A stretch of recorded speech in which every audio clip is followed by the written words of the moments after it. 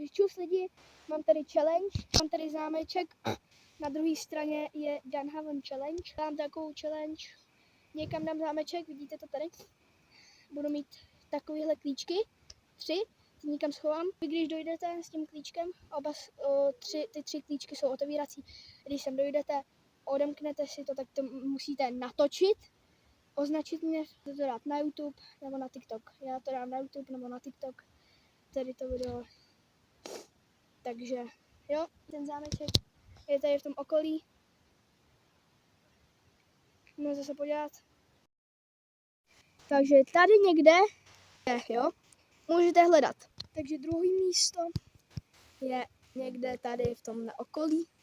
Kdo ten zámeček otevře první, natočí to video, bude mi tam označovat, tak dostane ode mě follow a nějaký lajky. A kdo jde druhý, tak dostane